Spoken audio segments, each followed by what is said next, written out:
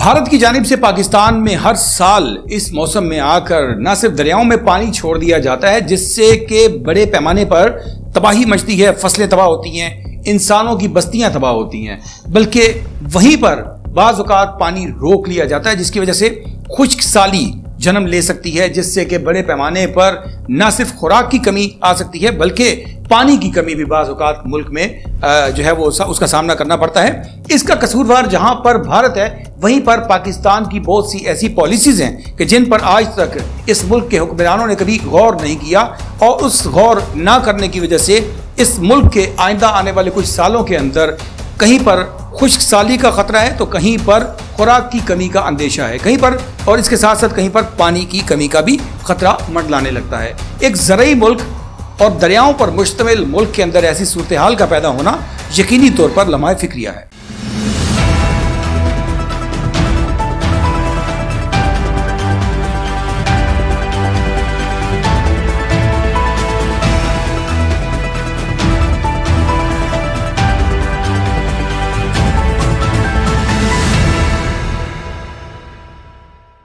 السلام علیکم ناظرین، اردو جائزہ پر میں ہوں آپ کا میزبان ڈاکٹر فیصل جہاں، اور آج ہم بات کرنے جا رہے ہیں جی بالکل پانی کی، اور پانی وہ جو کہ بھارت کی جانب سے کبھی تو پاکستان کے دریاؤں میں بالکل روک لیا جاتا ہے، اور اس روکنے کی وجہ سے ملک بھر میں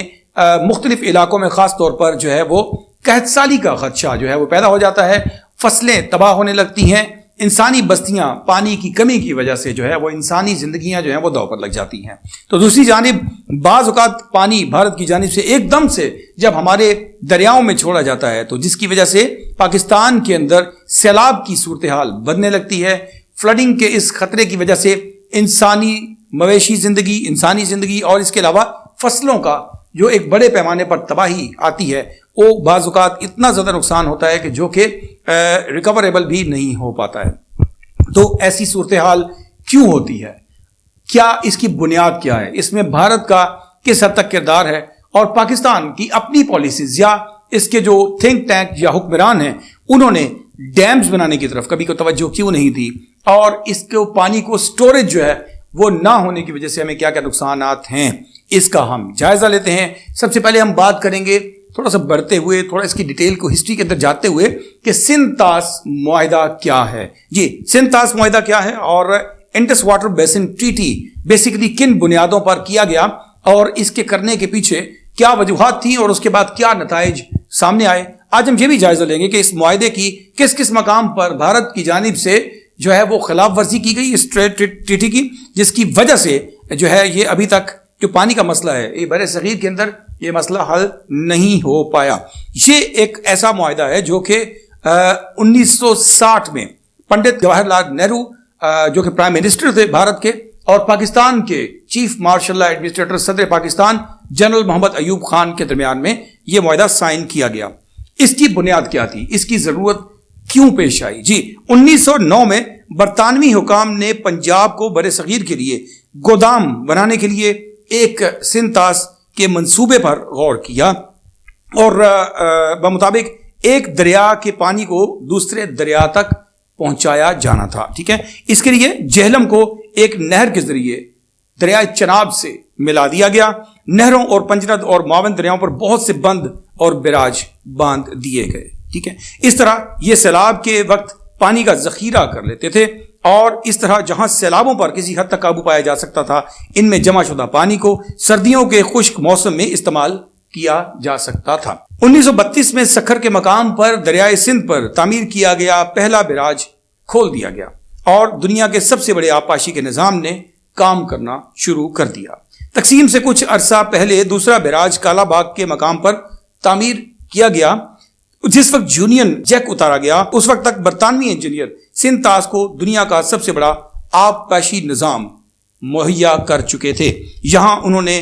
جو فارمولے تشکیل دیے وہ دنیا بھر میں ہر جگہ نہروں کے تعمیر اور ان کو چلانے کے لیے استعمال کیے جاتے ہیں، لہٰذا یہ ایک ریلائبل منصوبہ تھا جس کے اوپر کہ بھارت اور پاکستان کی جو مشترکہ ہندوستان تھا وہاں پر موجود جو لوگ تھے ان کے لیے پانی کا مسئلہ جو ہے وہ بڑی حد تک حل کر لیا گیا۔ تقریباً 50 سال تک صحرا میں پانی کے مسئلہ کو میدانوں میں ان طاقتور دریاؤں کو قابو میں رکھنے اور لگام ڈالنے کا کام ایک مکمل وحدت کے طور پر انجام دیا جاتا رہا.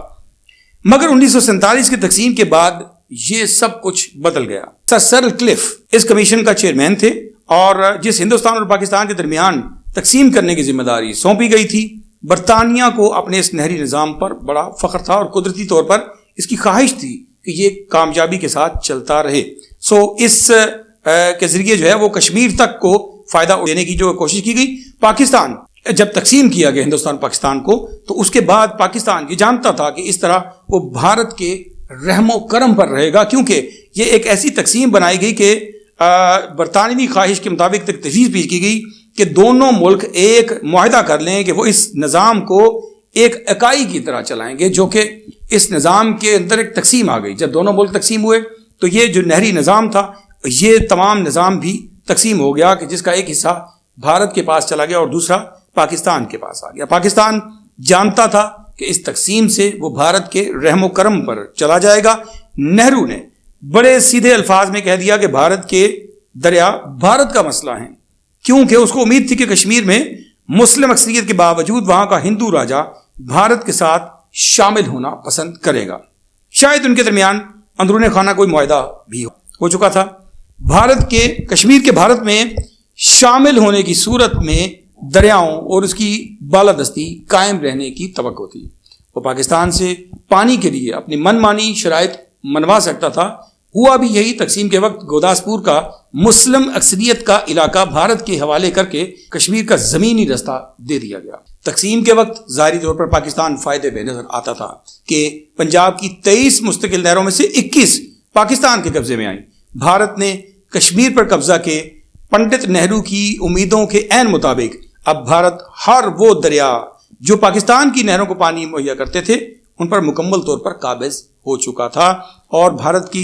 یہ جو چیز تھی، یہ اس وقت پاکستان اس کو حقیقت میں یہ کہ بھانپ نہیں پایا. جی بالکل، پنجنت کے 5 دریا مغرب میں پاکستان پہنچنے سے پہلے اس علاقے سے بہتے ہوئے آتے تھے جو کہ بھارت کی قبضے میں آ چکا تھا، جس پر اب بھی بھارت کا قبضہ موجود تھا. بلکہ دریائے سندھ خود بھی کشمیر کے ایک حصے پر بھارت کے قبضے کے نتیجے میں لداخ کے مقام پر بھی بہتا ہے. لیکن ہمالیہ کی دور دراز گھاٹیوں میں بہنے کی وجہ سے وہاں اس کا رخ بدلنا ممکن نہیں ہے. لیکن دوسرے دریا، خاص طور پر ستلج، بھارت کے میدانوں میں میلوں چکر کاٹ کر آتا ہے. اس کے علاوہ پانی کی تقسیم کے لیے دونوں دریاؤں راوی اور ستلج کے مقام پر قائم تمام اہم ہیڈ ورکس بھی بھارت کے قبضے میں آ گئے تھے. یہ ہیڈ ورکس تھے جو 50 سال سے ان کھیتوں کو پانی پہنچا رہے تھے اور پاکستان کے علاقے میں قائم تھے. بھارت اس پوزیشن میں تھا کہ وہ چاہتا وہ پاکستان کو پانی کی سپلائی روک سکتا تھا، اور ہوا بھی یہی. اس نے آزادی کے فوراً بعد پاکستان کا پانی روک لیا. آخرکار مارچ 1948 تک کی مدت کے لیے ایک معاہدے پر دستخط ہوئے جس میں تنازعات کے حل کے لیے کمیٹی کی تجویز بھی شامل کی گئی تھی. عین اس دن یہ مدت ختم ہوئی، بھارت نے پاکستان کسی بغیر انتباہ کے راوی اور ستلج کا پانی روک دیا. کسانوں نے ابھی گرمیوں کی فصلیں بونی شروع ہی کی تھیں کہ اس کے نتیجے میں پاکستان میں لاکھوں ایکڑ پر مشتمل فصلیں مکمل طور پر تباہ ہو گئیں. جی 1948 کے اس واقعے کے بعد بھارت نے یہ موقف اختیار کیا کہ یہ سب کچھ غلط فہمی کی بنیاد پر ہوا ہے. ارتسال پر اور سکھر کے درمیان گدو کے مقام پر 1962 میں مکمل ہو گیا. اس بیراج کی تجویز بھی برطانیہ کی تھی. دوسرے بڑے ہیڈ ورکس جن کی پاکستان نے منصوبہ بندی کی تھی وہ پنجنت کے دریاؤں پر پھیلے ہوئے تھے. نئے بیراجوں کی تعمیر سے پاکستان کے مسائل کم ضرور ہوئے مگر یہ مکمل طور پر حل نہیں ہوئے. اب بھی پنجنت کے پانیوں کو استعمال کرنے کے لیے بھارت کا محتاج تھا. دونوں ملکوں میں مفادات کا توازن تقسیم کی نسبت ہموار ہو چکا تھا اور آخر ورلڈ بینک بھارت اور پاکستان کے درمیان سنتاس کے معاہدے پر دستخط کروانے میں کامیاب ہو گیا. دونوں ممالک نے دریاؤں کے حوالے سے اپنے مشترکہ مفادات کو تسلیم کرتے ہوئے ایک مستقل انڈس کمیشن قائم کیا جو بھارت اور پاکستان کے کمشنروں پر مشتمل تھا.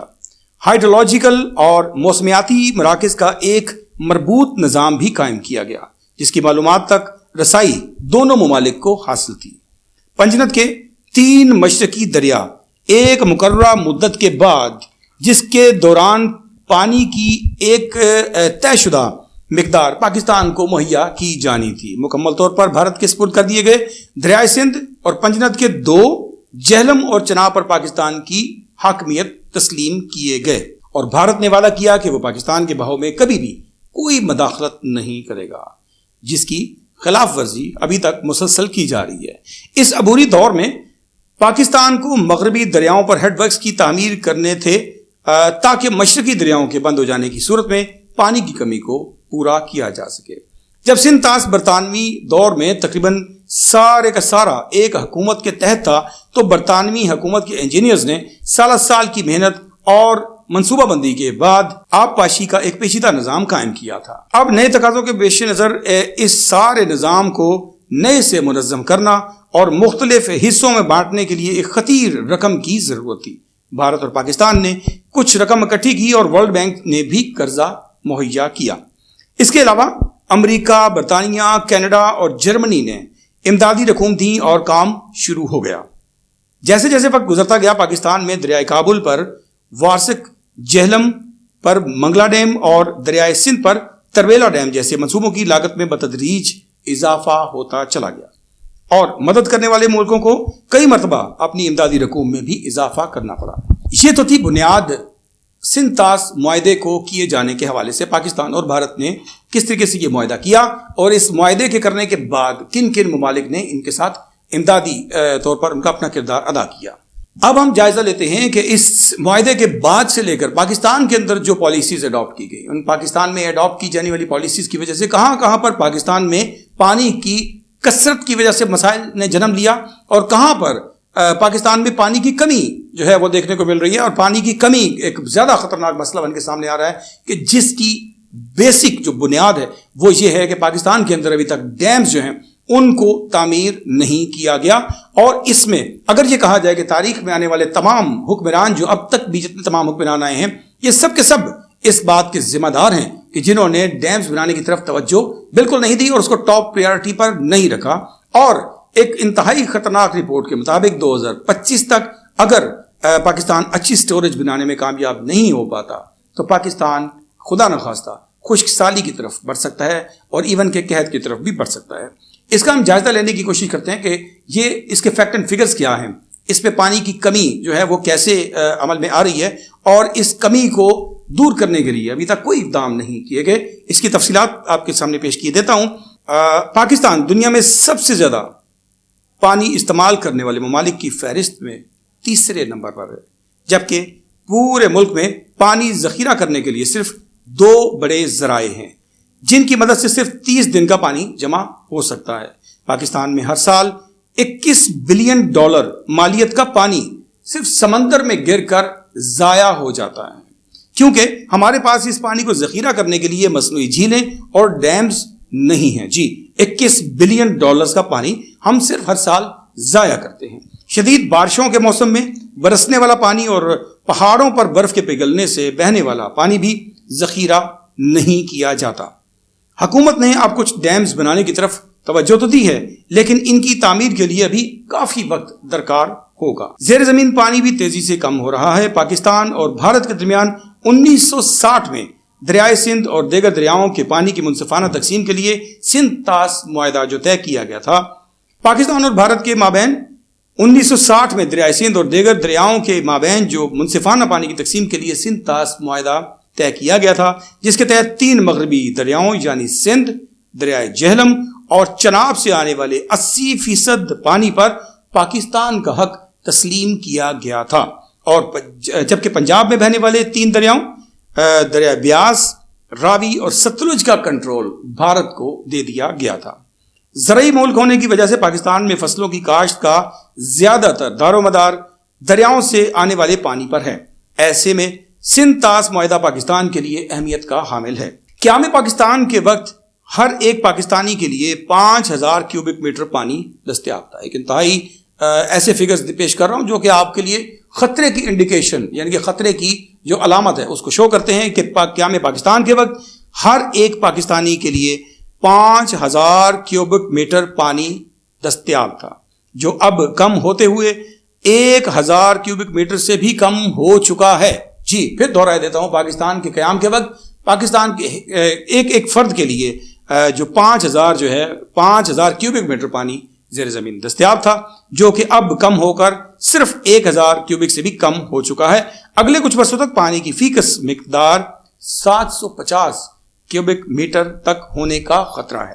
جی، جس سے پاکستان پانی کی شدید کمی والے ممالک میں شامل ہو سکتا ہے۔ یہ پاکستانیوں کے لیے لمحہ فکریہ ہے۔ پاکستان میں استعمال شدہ پانی کو ریسائیکل کرنے کے لیے بھی کوئی ایسے خاطر خواہ اقدامات